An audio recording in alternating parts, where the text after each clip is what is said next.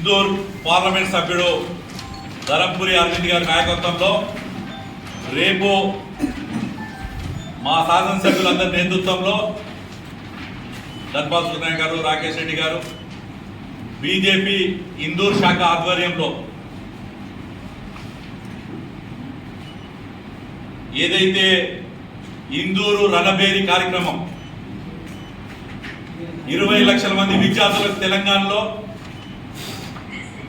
Fee reimbursement 11,000 కోట్ల రూపాయలు ఇవ్వకుండా మోసం చేస్తూ ముఖ్యమంత్రి మాట్లాడుతూ ఫ్యూచర్ సిటీ అంటున్నాడు.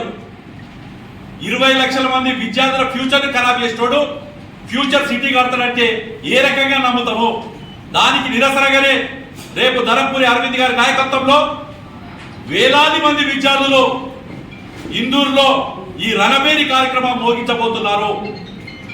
ఈ కార్యక్రమాన్ని పోస్టర్ ఆవిష్కరించిన ధన్పాల్ సుబ్రహ్మణ్యం గారికి ధన్యవాదాలు చెప్తూ రేపటి కార్యక్రమానికి పెద్ద ఎత్తున విద్యార్థులు, తల్లిదండ్రులందరూ కూడా తరలి వచ్చి ఈ ముఖ్యమంత్రికి, కాంగ్రెస్ పార్టీ నాయకులకు, ఎందుకంటే పిల్లలు విద్యార్థుల భవిష్యత్తు, ఒక్కొక్క విద్యార్థికి ఇలా 4 సంవత్సరాల ఇంజనీర్ పిల్లలకు రాకుండా ప్రతి సంవత్సరం 2 లక్షల మంది విద్యార్థులు డ్రాప్ అవుట్ అవుతున్నారు.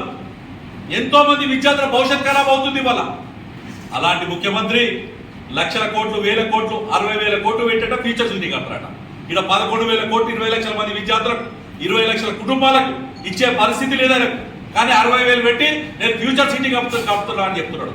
దానికి నిరసనగా విద్యార్థులకు మద్దతుగా భారతీయ జనతా పార్టీ ఇందూర్ శాఖ ఆధ్వర్యంలో రేపు ధరంపురి అరవింద్ గారు, అలాగే మా శాసనసభ్యులు పెద్ద ఎత్తున విద్యార్థుల పక్షాన ఆ ధర్నా కార్యక్రమాన్ని విజయవంతం చేసి రణబేరిని విజయవంతం చేయాల్సిందిగా మీ అందరికీ కోరుకుంటున్నాను.